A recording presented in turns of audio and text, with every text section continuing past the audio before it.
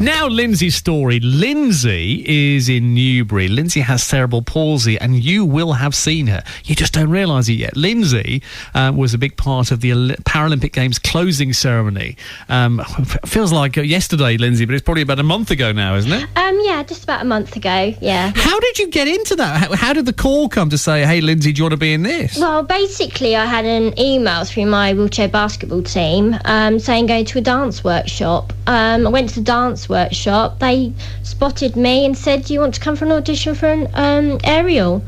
So I went to the aerial audition and then got through with 40 other guys that had disabilities to go to circus space for 8 weeks. Tell me about the bit of the ceremony that was you, because people will remember it. It was really distinctive, wasn't it? It was the closing ceremony, because I was in the opening and closing. Closing was the straps, just above Coldplay when he was singing Up in Flames. It was with Dennis Remnes up in flying around in the air. I was doing the ballet aerial. And certainly by the end of the Paralympics, the whole country was really into it, wasn't it? You know, the whole country was swept along with the spirit of the whole thing. Yes, it was amazing. The atmosphere, everybody just seemed to be so happy, joyful that it was in London.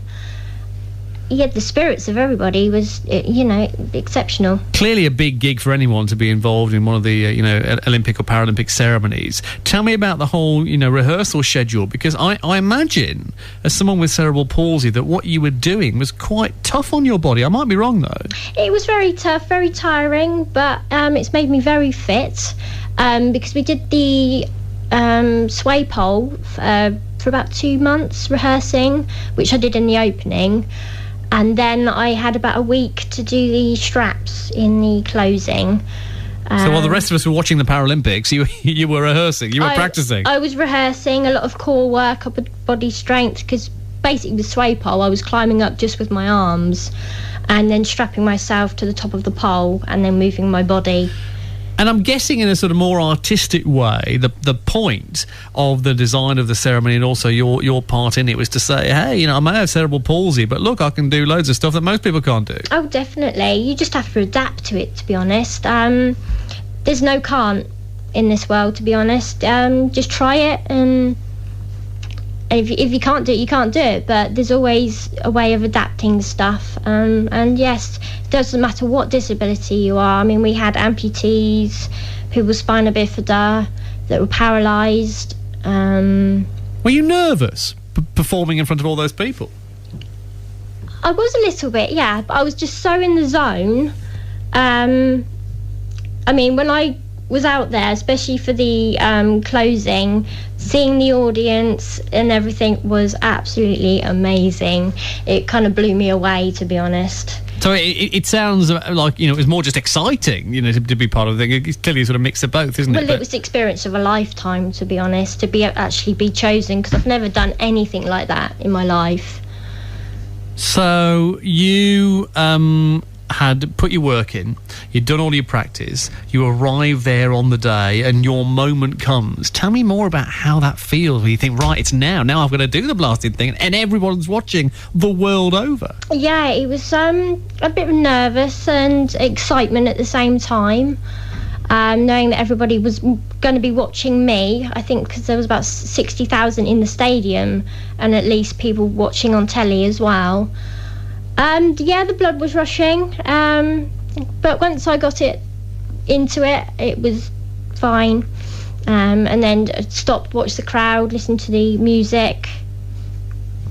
Yeah, I had a little bit of a tear in my eye as well at the closing, because I was just, it's all over now. Over. Yeah. Tell me a little bit about how cerebral palsy affects your day-to-day life, because it clearly doesn't stop you, performing the most incredible act.